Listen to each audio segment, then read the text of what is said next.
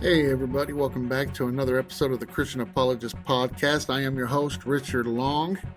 I hope you have all had a very blessed week up to this point, and hopefully you'll have a blessed week for the rest of the week.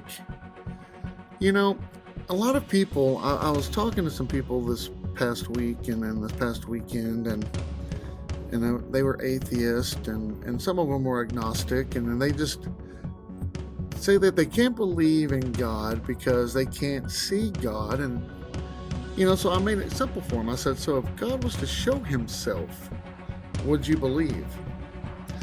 And so this episode is titled Show Yourself, because that is just normally the reaction that we get from people that don't believe in God. Many say that for them to believe, it would take God himself coming down and showing himself to them. Now, I don't think they realize what they're asking for. See, because by God showing them himself as he is, they would die, according to the Bible in Exodus 33:20. Now, why? Because God is holy and we are not. God is perfect and we are not. Evil and pure goodness cannot mix. And 2 Corinthians 6:14 says, light, which is goodness, and the dark, which is evil, they cannot mix. It would be like kind of trying to mix water and oil together.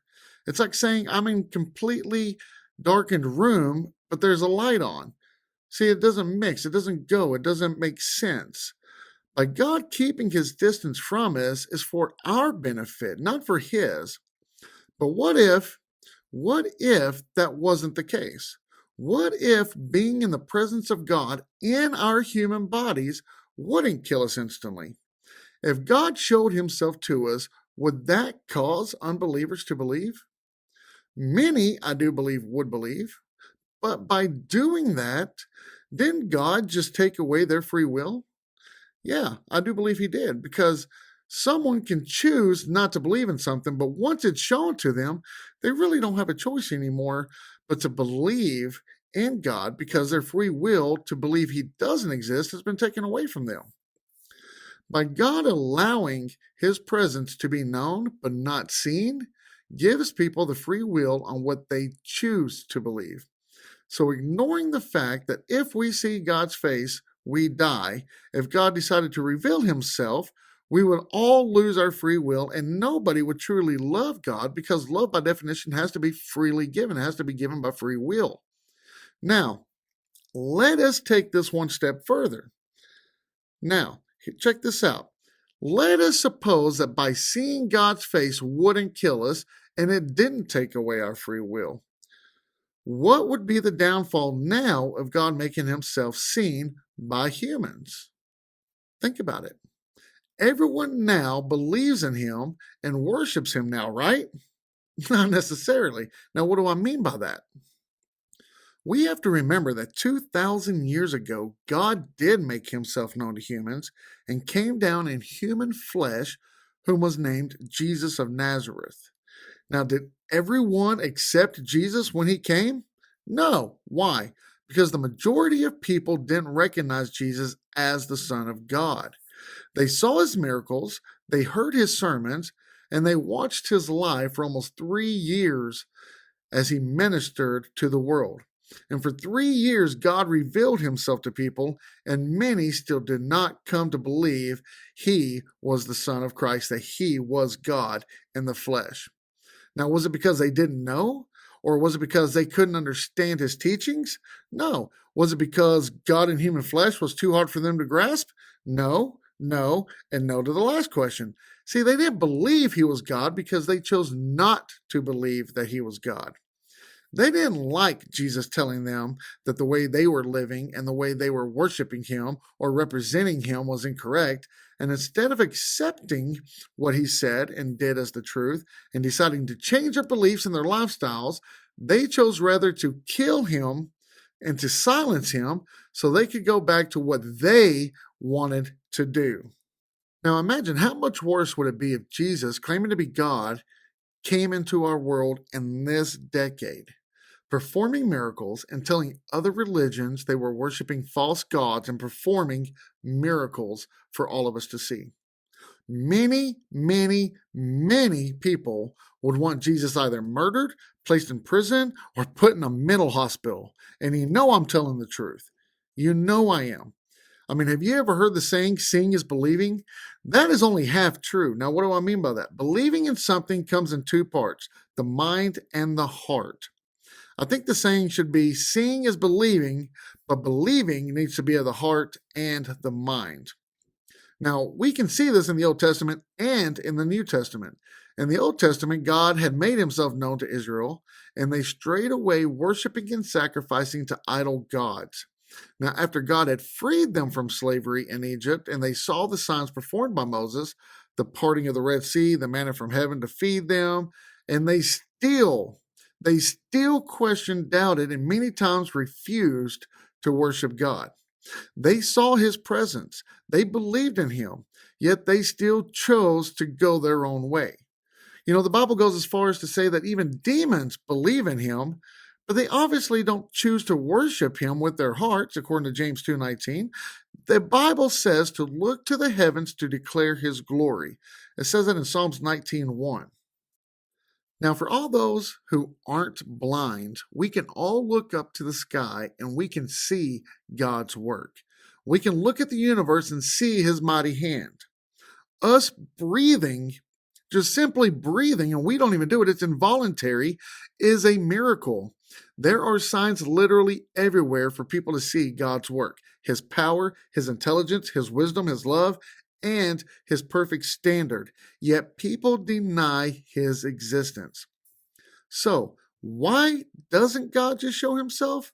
For one, by seeking God's face, that would kill us. Two, it would remove our free will, and we would no longer be a free will creation, but robots.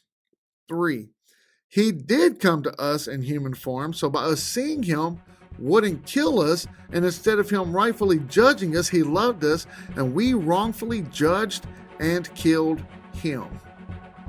Guys, we're going to take a real quick break, give a shout out to our sponsor. Stay tuned, and we will finish this discussion on why God does not show himself to the unbelievers. Be right back. Hey guys, thanks for sticking around. Welcome back to the second half of the Christian Apologist podcast. We are talking about why God just doesn't come down and show himself so people, everyone, would just believe in him. And as we just finished up, we gave three reasons on why God doesn't come down and show himself, and well, it's for our benefit. And the third one was he did come down in a human form, and all we did was judge him and kill him. And you know, that's just the story of Jesus. But the good news is God does promise to return, and he calls all those that follow him to be in his presence for eternity, which we call heaven. But there's also bad news for when he comes. When he returns, he will also come to rightfully judge those who do not follow him and condemn them out of his presence for all of eternity, and that is what we call hell. And it's not only about people claiming that if God would just show himself, they would believe. But you have many people that say that they don't believe in the Bible because there's many things that it does not mention specifically. I mean, they ask questions such as, wouldn't God want us to know everything we need to know by reading his word? Well, no. Why? Because the Bible makes it very clear that there are many things that are beyond our understanding and beyond our knowledge. Isaiah 55:8-9 says, "For my thoughts are not your thoughts, neither are your ways my ways, declares the Lord. For as the heavens are higher than the earth, so are my ways higher than your ways, and my thoughts than your thoughts." Also, in Ecclesiastes 3:11, he says, "He has made everything beautiful in its time. Also, he has out eternity into man's heart, yet so that he cannot find out what God has done from the beginning to the end." See, the entirety of the Bible isn't given to us as full knowledge. It's not given to us as full knowledge of the world or the universe and everything that is in it. The Bible was written so that we can know the origins of the universe, humanity, God's goodness, his power, his grace, his love, and how we can get back into his presence.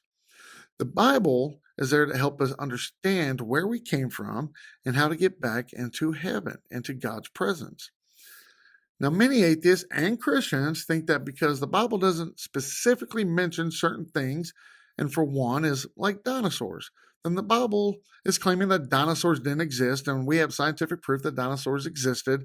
So therefore, the Bible is lying, and if it's one lie in there, then it's all a lie.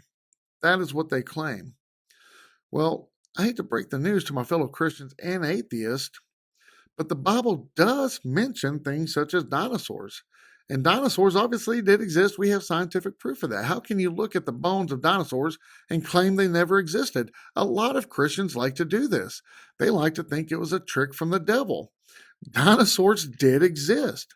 I mean, I'm at a loss for words if you try to claim they never did. You can't possibly logically think and assume that Satan ran around making dinosaur bones and planting them around the world for us to discover later to only throw us off. Dinosaurs did exist. So, where did the Bible mention dinosaurs? Well, let's look at Job 40, verses 15 through 24. It speaks of a behemoth. Now, some, for a long time, believed of the behemoth as an elephant or hippopotamus. But now, it is plausible, but it's not logical that it would be an elephant or hippopotamus due to verse 17. Verse 17 says that this animal stiffens his tail like a cedar. Now, elephants nor hippopotamus have tails that are like a cedar. They are more like a small, thin, soft spaghetti noodle. It is nothing like a cedar. And the text points more to the animal being of like a sauropod dinosaur, if you ask me. Now, why doesn't the Bible just say the word dinosaur? Well, that's easy, because the book of Job was written somewhere between the 4th and 7th century BCE, and the word dinosaur, okay, let's break down the word dinosaur. It is broken down into two parts and originated from Greece. The Greek word dinos, meaning terrible or fearful, and the word sauros is Greek for lizard or reptile. Paleontologist Richard Owen first coined the term dinosaur in 1842. So, let's make this simple. Why wasn't the word dinosaur mentioned in the Bible? Because it wasn't a word in those days. It's that simple. There are many words that we use today that were not available in the biblical days. Now, should we just assume that these words don't truly exist? That would be complete nonsense. It would be stupid. The Bible also mentions another non-dinosaur known in the Bible as the Leviathan in Job 41. I mean, think about this. Dinosaur bones help point to God's existence. So I don't understand why a lot of Christians want to sit there and say that dinosaurs didn't exist. See, science shows us that dinosaur bones help point to the flood of Noah's time. Now, how is this? Because many of the dinosaur bones that are discovered are found in mass burial sites. A major flood is the only thing that would account for this. I mean, think about this. In Canada, they found thousands of dinosaurs buried within a 1 square mile.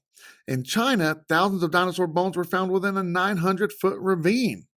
And even in the United States, mass bone beds were found in 13 states covering 700,000 square miles.